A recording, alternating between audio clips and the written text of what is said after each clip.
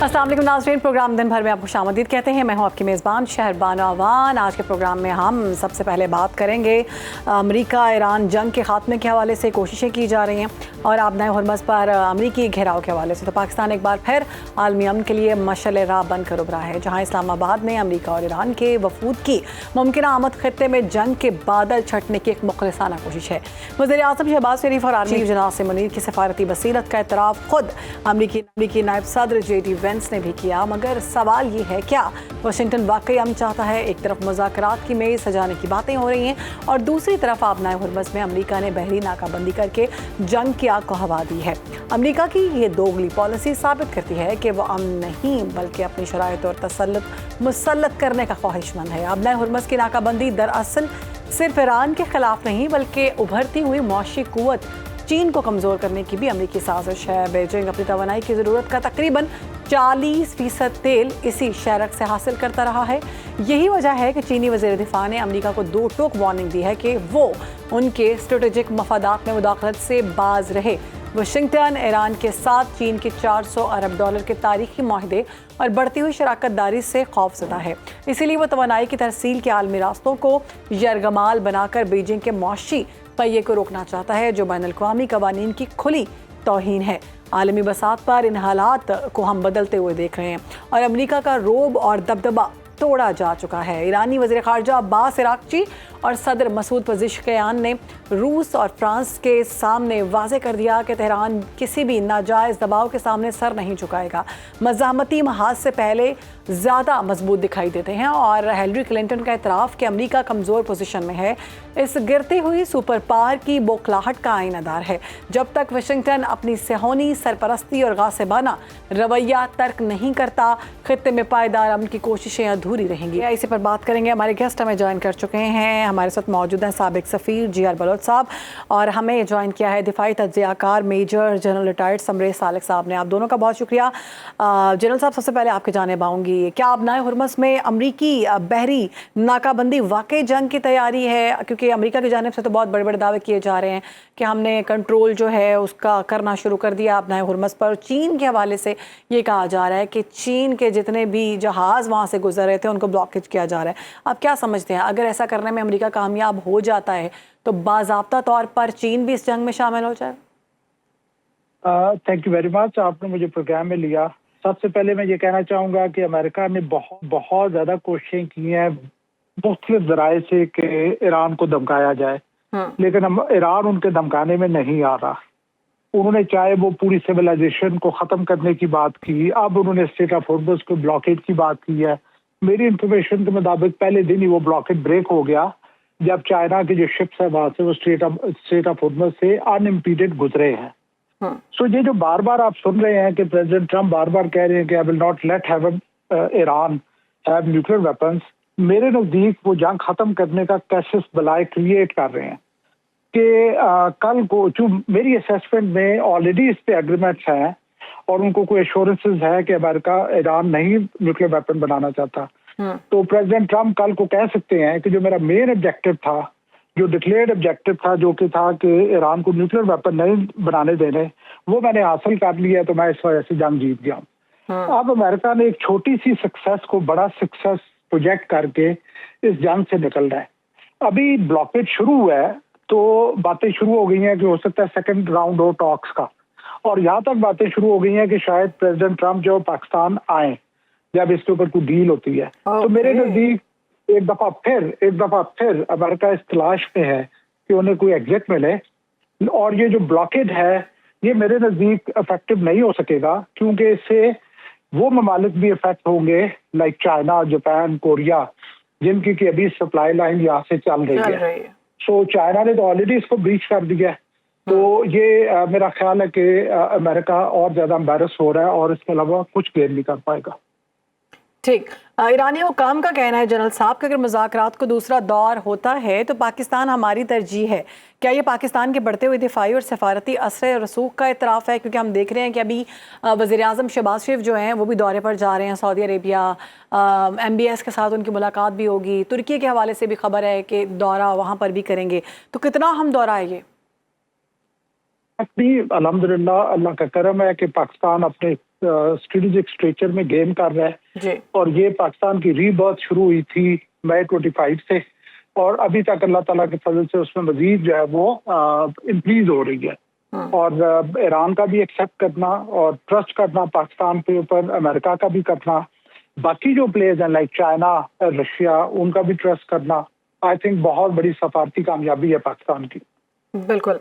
और पाकिस्तान की जाने पे जो किरदार अदा किया गया उस पर हमने देखा कि हमारे हमसाए भारत में बहुत चीखें निकल रही थी। उसके बाद जेडी वेंस के हवाले से बहुत उन्होंने खबरें फैलाने की कोशिश की और वो अपने लोगों को तसल्ली देते रहे कि नहीं नहीं, उनका तैयारा तो वापस चला गया है, आधे रास्ते से तैयारा मोड़ लिया है, लेकिन उसके बावजूद वो नाकाम रहे। आप क्या समझते हैं कितना बड़ा तमाचा है उनके लिए? क्योंकि बहुत बड़ी बड़ी बातें की जा रही थी मोदी की जानिब से, वो कहते रहे कि हम पाकिस्तान को अकेला तनहा कर देंगे, लेकिन अब कौन तनहा है और कौन सारी दुनिया के फैसले कर रहा है? देखिए, मुझे तो इंडियन मीडिया ज्यादा कॉमिकल और थिएट्रिकल नजर आता है। जी। वो मतलब वो करेंगे, उसमें ड्रामेबाजियां करेंगे, इस तरह की हरकतें करेंगे। और अगर हमें याद हो कि मई 25 में उन्होंने किस तरह की रिपोर्टिंग की थी कि लाहौर की एक वो जो है पोर्ट है, एक नेवल पोर्ट है लाहौर में, जो हमने डिस्ट्रॉय कर दी है, इस्लामाबाद डिस्ट्रॉय कर दिया है। नॉन सीरियस टाइप मीडिया है। और ऑन द होल एक पिछले दिनों आपने देखा होगा एक क्लिप था जिसमें कि एक एक्स यूएस एम्बेसडर ने बहुत अच्छी क्लास ली थी इंडियंस की कि आपको ये कंसर्न होना चाहिए कि पीस हो रहा है, कौन करवा रहा है, इससे बड़ा आपका कंसर्न होना चाहिए कि लड़ाई खत्म हो रही है। मेरी असेसमेंट में इस सारी सिचुएशन में पाकिस्तान इमर्ज हुआ एज एजेंट ऑफ पीस और इंडिया इमर्ज हुआ as agent of chaos and fighting. Whereas India की जो तैयार किया जा रहा था वो किया जा रहा था as net security provider of entire region. India इतना ज्यादा ड्वार्फ हो रहा है सिंस स्टार्टिंग फ्रॉम मई 25 कि वो छोटे से छोटा होता जा रहा है और अब पाकिस्तान ने वो पोजीशन संभाल ली है as net security stabiliser in this region. So उनकी फ्रस्ट्रेशन, उनकी एंजाइटी अंडरस्टैंडेबल है, लेकिन उससे वो क्या कहते हैं कि उनकी दुआओं से तो कुछ उल्टा नहीं होने वाला। इंशाल्लाह ताला पाकिस्तान मजीद गेम करेगा इंशाल्लाह। जी बलोच साहब, आपकी जानिब आऊँगी। पाकिस्तान की सालिसी में हमने देखा कि बहुत ज़बरदस्त किरदार अदा किया गया सिफारती तौर पर। पाकिस्तान ने इस्लामाबाद में एक बार फिर वफूद की आमद की इतलात आ रही हैं। आप क्या समझते हैं, पाकिस्तान खित्ते में अमन का मरकज़ बनकर वाज़े तौर पर उभर आया है? और दूसरा, अब नए हुरमज़ की नाकाबंदी के हवाले से सवाल ये है कि चीन जो है वो कहता है कि अगर, जैसे कि अमेरिका का अब जो बहुत बड़ा बयान सामने आया है कि हम कंट्रोल कर लेंगे और चीन के जो जहाज़ हैं वो भी नहीं गुजरने देंगे, तो इस पर चीन कह रहा है कि हमारी मईशत पर हमला करार पाएगा। तो ऐसी सूरत में ये बहुत बड़ा बहरान की सूरत इख्तियार कर सकता है ये सिचुएशन जो हम देख रहे हैं कि बीजिंग और वाशिंगटन फिर बराह रास्त हो जाएंगे।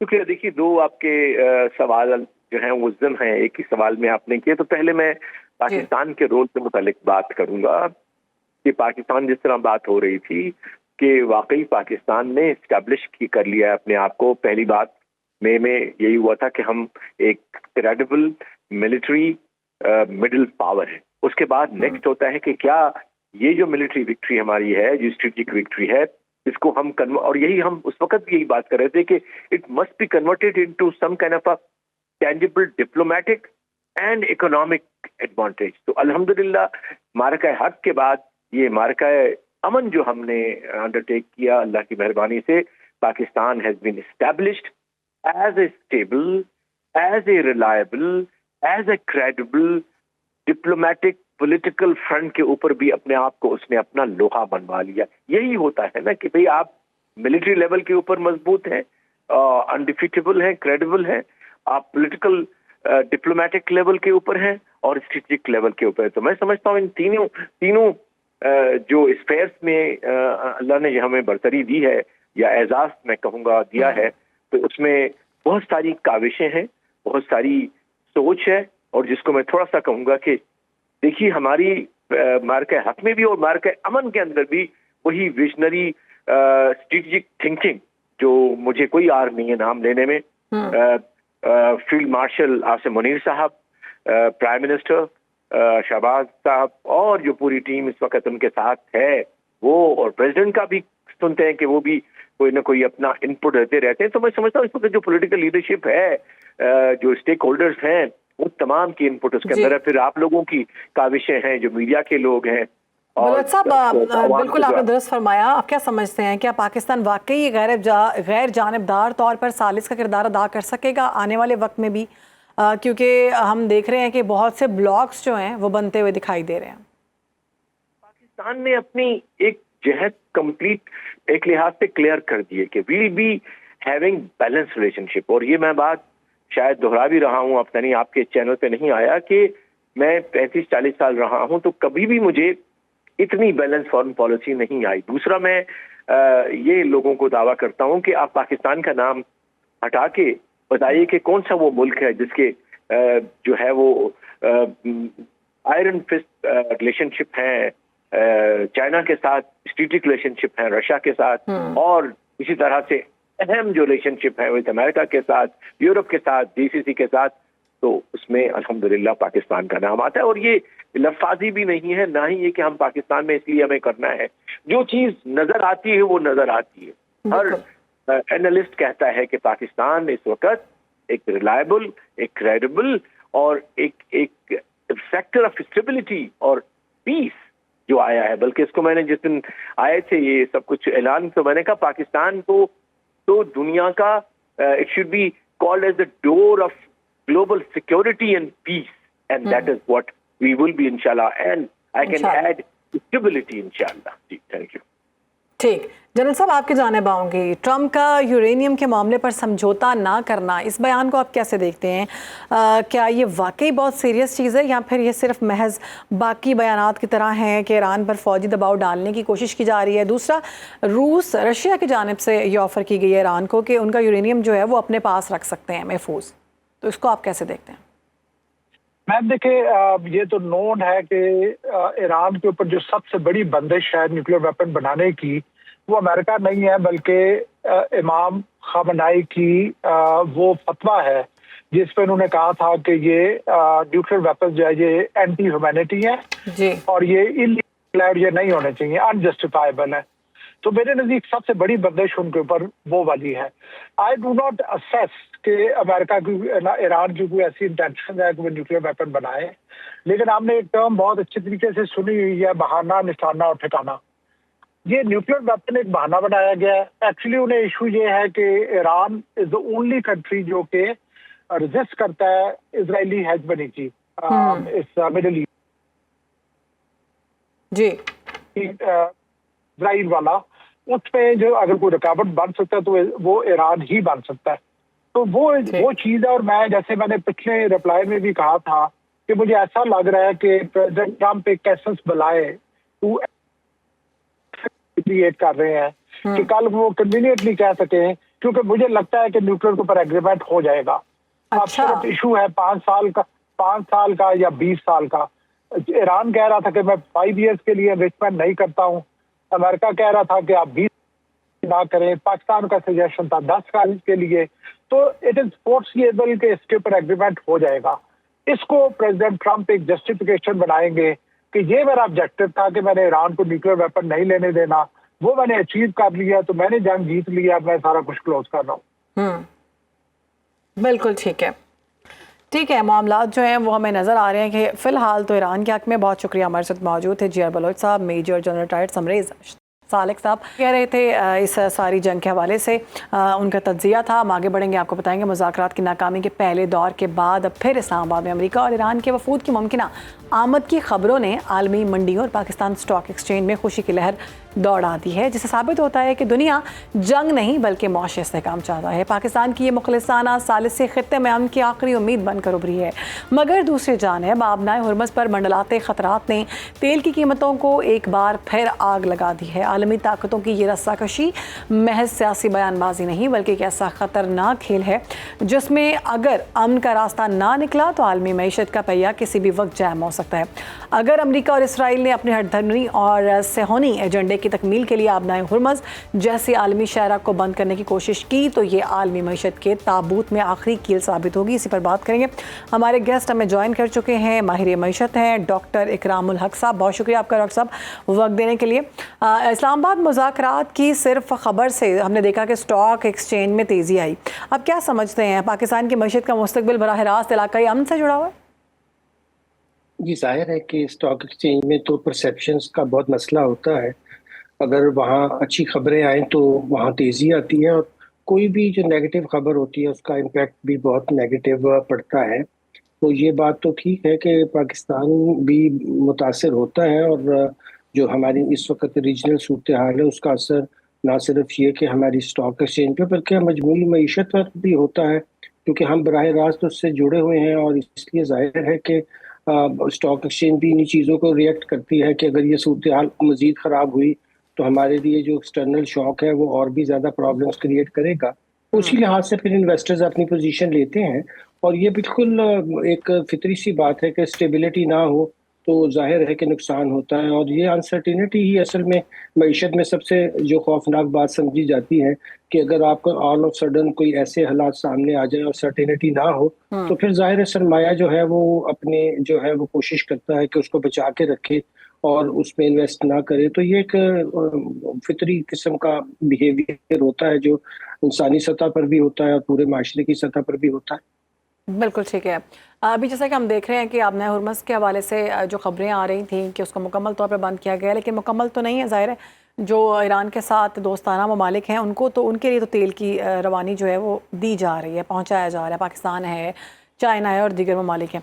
खुदा न खास्ता अगर मुकम्मल तौर पर ये बंद हो जाता है तो पाकिस्तान के पास इतनी बर्दाश्त है पाकिस्तानी मईशत में कि अगर ये $200 तक पहुँच जाता है तेल, तो हम बर्दाश्त कर सकेंगे इस सारी सिचुएशन को? खराबी ये थी कि हमने अपना इन्हिसार ज्यादातर फॉसिल फ्यूल पे रखा, इवन बिजली पैदा करने के लिए भी, और गाड़ियां भी हमारे यहाँ इस्तेमाल बहुत ज्यादा इस लिहाज से होती हैं कि हमारे यहाँ ज्यादा अच्छा पब्लिक ट्रांसपोर्ट सिस्टम बड़े शहरों में नहीं है, और जहाँ $20 मिलियन की हमें सिर्फ इंपोर्ट करनी पड़ती है, और उसी से फिर आगे जाकर डॉलर टर्म्स में आपको पता है कि आईपीपीज को देने हैं हमने रखने, वो मुआहदे भी हमारे बहुत गलत हुए हैं। तो उस लिहाज से हमारे लिए सिर्फ ये एक ऐसा मसला है कि जैसे पेट्रोलियम प्रोडक्ट्स की प्राइसेस जो है बढ़ती हैं तो पूरी सोसाइटी में उसका बहुत ही खौफनाक असर होता है। इन्फ्लेशन बढ़ती है, कॉस्ट ऑफ लिविंग बढ़ जाती है, क्योंकि हर चीज़ का दारोमदार हमने असल में फॉसल फ्यूल पर ही रखा और हम रीन्यूएबल की तरफ नहीं गए। हाल ही में आपको याद होगा कि जिन लोगों ने अपनी कोशिश से खुद अपना पैसा लगा के सोलर पैदा किया, उस पर भी हमारे ब्यूरोक्रेट्स का मसला हुआ कि ये सिस्टम से कैसे निकल गया। ये जो ब्यूरोक्रेटिक कंट्रोल है हमारे जेहनों में, और ये गवर्नमेंट को गलत मशवरे देते हैं और खराबियां पैदा करते हैं। हमें तो निकलना चाहिए था इससे, क्योंकि अल्लाह ताला ने हमें हवा भी दी है, सूरज भी दिया है, और हमारे तो बहुत अल्लाह का शुक्र है कि कुदरती वसाइल बहुत थे। पानी हमारे पास, हाइड्रो हम बहुत ज्यादा कर सकते थे, मगर बीच में ऐसी पॉलिसियों का तसलसल हुआ तो हमारे लिए तो ये बहुत खौफनाक होगा। मगर जैसे चाइना ने अब पोजीशन ली है, उनकी सप्लाई बंद करने का मतलब ये होगा कि ये बराह रास्त फिर अग्रेशन होगा। तो अमेरिका सिर्फ इसको एक अपनी जो मसल पावर अब दिखाने की कोशिश कर रहा है अपने उसमें, वो ज्यादा कामयाब नहीं हो सकेगी, क्योंकि ये हुआ भी इसीलिए है कि वेनेजुएला पे और ईरान पे जो इस लोग शायद समझ रहे हैं कि अमेरिका खामखा इजराइल की जंग में शामिल हो गया। ऐसी बात नहीं कि ये भी मैडनेस के पीछे एक मेथड है, ऐसे बड़ी बड़ी एम्पायर्स फैसले नहीं करती। असल में जो चाइना के साथ गुफ्तगू में आपको याद होगा कि 31 मार्च को तो उनकी समिट मीटिंग होनी थी बीजिंग में, जो कि इस वॉर की होने वजह से नहीं हुई, और वो इसीलिए इन्होंने नहीं की कि इनको पता था कि निगोशिएशन में तो हम चाइना को आगे हमने टैरिफ बढ़ा के देखा है, कुछ नहीं हो सका, हमारा अपना ही नुकसान हुआ है। तो उन्होंने दो ऐसे ममालिक चूज किए जहां बराह रास्त लॉन्ग टर्म ऑयल सप्लाई के चाइना के साथ मुआहदे थे। अगरचे ये हमले हम समझे कि वेनेजुएला पे एक तरह का हुआ और एक तरह अब ये ईरान पे, मगर इसके पीछे तो असल वो चाइना को एक मैसेज कन्वे करना चाहते हैं कि जहां जहां आपके इंटरेस्ट है वहां हम अब इंफ्रास्ट्रक्चर तबाह करेंगे, मगर इसका आप देखिएगा कि नुकसान बहुत ज्यादा अमेरिका को होगा और चाइना पे इसका असर नहीं पड़ेगा। ठीक। अच्छा, जैसा कि आपने कहा कि जो अभी धमकी दी गई है ट्रम्प की जानिब से कि हम चाइना के भी जो आपने हुर्मुज़ में कंट्रोल ले लेंगे और उसके जहाज़ भी नहीं गुजरने देंगे, आप समझते हैं कि ये नाकाम हो जाएगा? अच्छा, वाशिंगटन के पास अब दो ही रास्ते हैं, या तो वो टेबल टॉक करेगा या फिर वो हमले करेगा। तो आप क्या समझते हैं कि ज़्यादा बेहतर क्या है उनके लिए, किसी जिसमें उनका नुकसान कम हो? जी देखिए, हमले तो बिल्कुल ही वो अब ऑलमोस्ट जान छुड़ाना चाहते हैं, मगर चूंकि जाहिर है उनका ये मसला है कि फिर अपने लोगों को क्या बताएंगे कि हम क्यों वहां गए थे और इतना बड़ा नुकसान किया। तो कुछ ना कुछ ऐसे अपने लिए वो एक रास्ता ढूंढ रहे हैं जिसको वो लोगों को बता सके कि नहीं नहीं हमें बहुत फायदा हुआ और हमें ये जंग बहुत जरूरत है। एक तो जाहिर है प्रीटेक्स्ट है ये उनके पास कि जी हमने इस हमले के बाद ईरान की जो थी जौहरी ताकत बनने की जो थी वो सलाहियत खत्म, वो कभी थी नहीं उनकी ख्वाहिश। ये सबको पता है कि ये एक प्रीटेक्स्ट है और बिला वजह का ये एक उन्होंने बहाना बनाया। ये सारी दुनिया जानती है, उनके यहाँ तो फतवे मौजूद थे कि हम कभी भी एटम बम नहीं बनाएंगे। वो एनपीटी के सिस्टम में है, आप खुद तो एनपीटी में है नहीं और दूसरों को इल्जाम दे रहे हैं। ये तो सबको पता है कि ये तो प्रीटेक्स्ट है उनके। और अब अगर इन्होंने कल के नाखून नहीं लिए अमेरिका ने और इजराइल ने भी जो हरकतें कर रहे हैं, तो ये आहिस्ता आहिस्ता यूरोप को भी अपने आप से और मजीद दूर कर लेंगे और इनका एंड पे कोई साथी नहीं बचेगा। और अगर ये मैडनेस इनकी इसी तरह जारी रही तो आप देखिएगा कि ये बहुत जल्दी आइसोलेट होंगे और आहिस्ता आहिस्ता ना कोई डॉलर की तरफ जाएगा। अब सब लोग युआन में और तो ये जो सूरत में लोकल करेंसीज में सर, ये जो सूरत हम देख रहे हैं, फिर ऐसी सूरत में जब तेल आसमान से बातें करेगा, तेल की कीमतें, तो फिर जो डॉलर्स की अजारादारी है, जो एक चौधराहट है पूरी दुनिया में डॉलर्स की, वो भी गिर जाएगी। जी बिल्कुल गिर जाएगी। देखिए आगे ये बहुत से ममालिक अब आपस में लेन देन कर रहे हैं अदर देन डॉलर।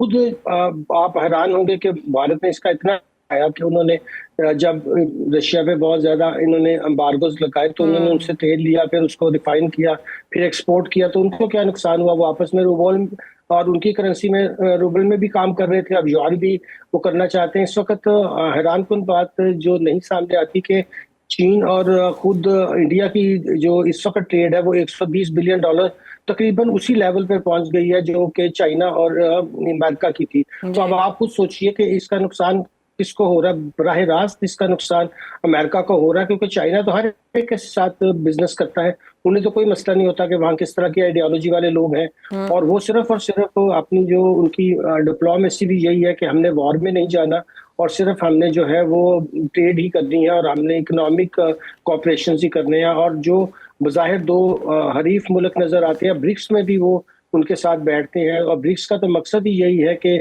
डॉलर की मोनोपोली तोड़ी जाए। तो इंडिया दोनों जगह फायदा उठाता है। वो अपने उन्होंने करीबी तल्लुकात अमेरिका से तो रखे हुए थे, लेकिन साथ में ब्रिक्स में भी शामिल हुए और वो तेल भी ले रहे थे और अब वो ईरान से भी तेल लेंगे वो। अच्छा सर, अब चूंकि आम आवाम भी हमें देखती है, तो आप माहिर मईशत हैं, लोग ये समझ नहीं पा रहे कि एक तो तेल जो है वो मुकम्मल तौर पर हमारा बंद नहीं हुआ, उसके बावजूद हमारे जो है रेट्स वो सबसे ज़्यादा हैं। दूसरा जो गैस, कुदरती गैस जो हम घरों में इस्तेमाल करते हैं, जब से ये जंग का आगाज़ हुआ है वो हमारी अपनी पाकिस्तान की है, वो क्यों, उसकी क्यों बंदिश सामने आ रही है? देखिए जी मसला ये है कि हमारे पास अब जहाँ तक तो तेल का मसला है, चाहे हम डीजल 87% लोकल प्रोडक्शन से भी करते हैं, मगर आलमी तौर पर ये जो ऑयल रिफाइनिंग कंपनियां हैं ये वही रेट लेती हैं जो कि आप समझिए कि उनको इंपोर्ट करके उस प्राइस पे, क्योंकि दुनिया में ये तो नहीं हो सकता कि हम कोई उस तरह का निज़ाम बना लें जिस तरह का दूसरे ममालिक में। हमें तो अपने महसूलात भी पूरे करने हैं, तो हुकूमत के लिए सबसे जो आसान तरीका है महसूलात इकट्ठा करने का वो तो यहाँ पेट्रोलियम आइटम्स की जो है वो सेल ही है। तो जहाँ उन्होंने 106 रुपये उसमें 5 रुपये हद तक पेट्रोलियम लेवी ले गए, तो वजह उसकी आपको साफ पता है कि FBR के जो हद तक से पहले 9 मंथ में वो 600 बिलियन से भी ज्यादा, और जाहिर है हम IMF के प्रोग्राम में है, तो वो फिर हमसे कहेंगे कि अगर आप ये अपने बजट के अहदाफ पूरे नहीं कर रहे हैं तो हम आपको, देखिए अभी हमारी 1.2 बिलियन की रुकी हुई है जो पैसे आने थे, वो इसी वजह से रुके हुए हैं कि उनका शदीद तहफ़्फ़ुज़ात है FBR की जो है वो फिगर्स के बारे में और उनकी सलाहियत के बारे में। तो अगर हम अपना टैक्स का निज़ाम सही कर लेते और ये जो बड़ी बड़ी मराद दी हुई हैं 3 ट्रिलियन की लोगों को टैक्स के निज़ाम को बेहतर करने की बहुत ज़रूरत है। डॉक्टर इकरामुल हक हमारे साथ मौजूद थे, आपका बहुत शुक्रिया। देख रहे हैं कि मुल्क भर में बिजली और गैस का बहरान सामने आ रहा है, इसकी क्या वजूहात हैं, इस पर बात करेंगे मगर एक ब्रेक के बाद।